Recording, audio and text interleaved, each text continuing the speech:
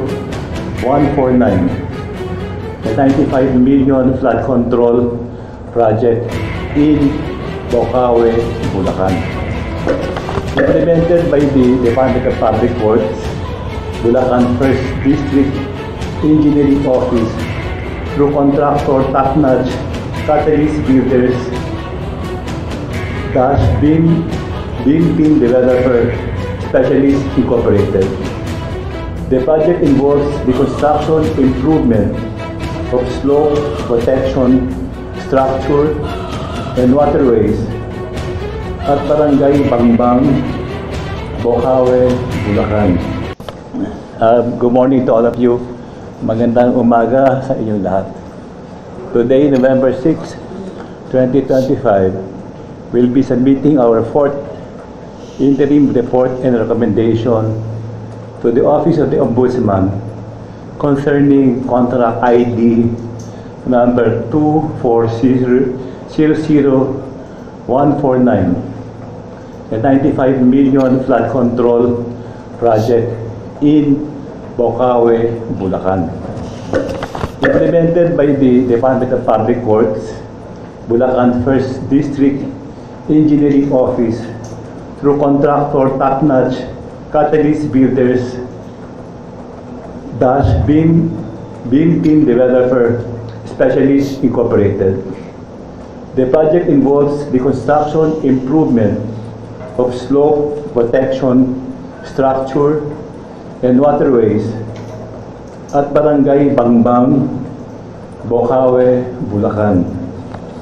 Based on the report endorsed by the Commission on Audit, it was established that no structure was constructed at the location specified in the approved bid plans. It's also noted that there are unjustified discrepancies between the as-built plans and the approved bid plans. The results of the COA technical inspection, together with the available records, clearly establish that the project was never constructed at the designated location in the approved bid plans, thus not implemented. However, there was the release and full payment of the contract cost by the DPWH to top-notch and beam team.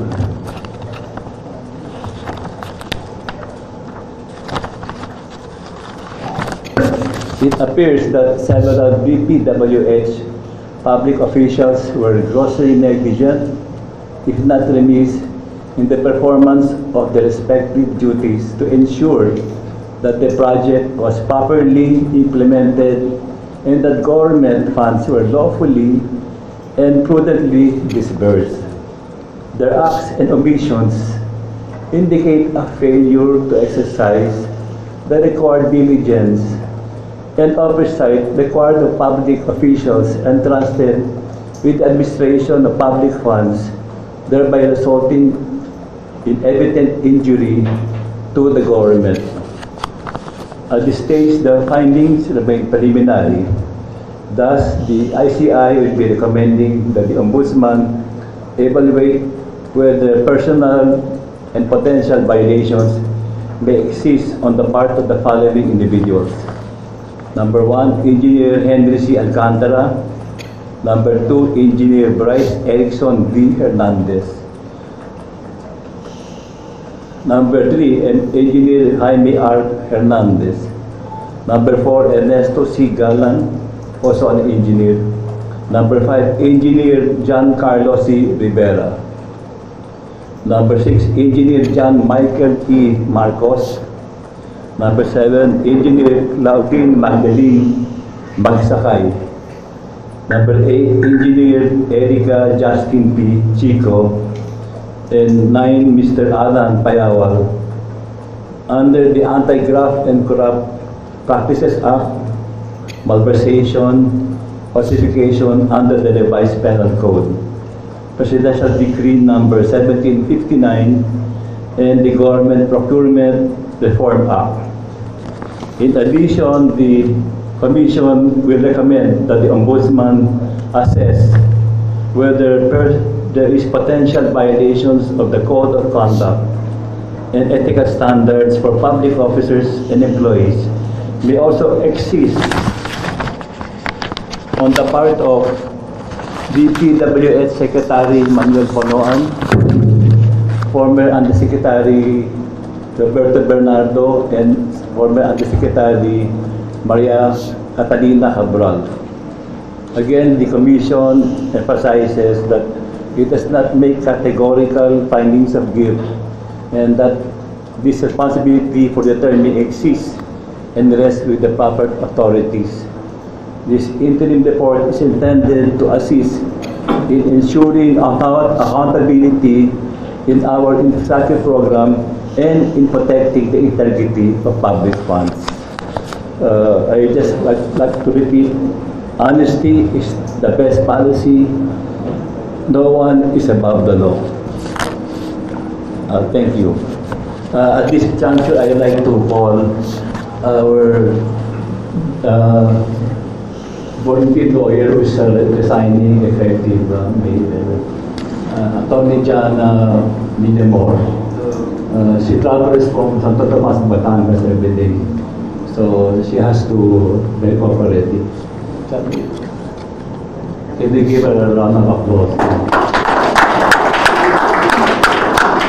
Thank you, Jana. I'll be allowing you maybe 4 questions. Any question? Hi, good morning, Chair.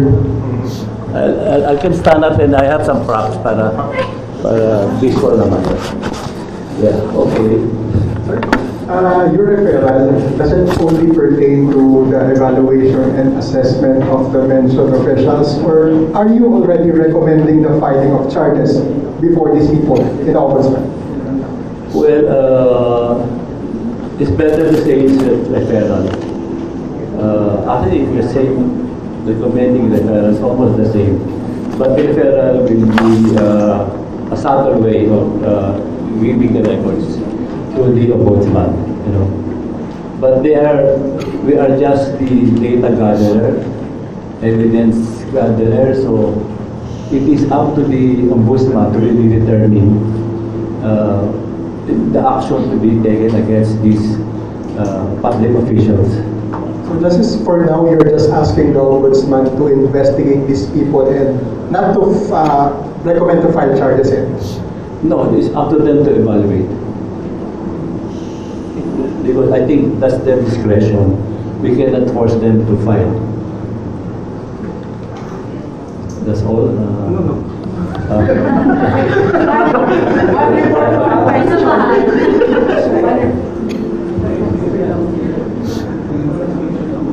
I would address this.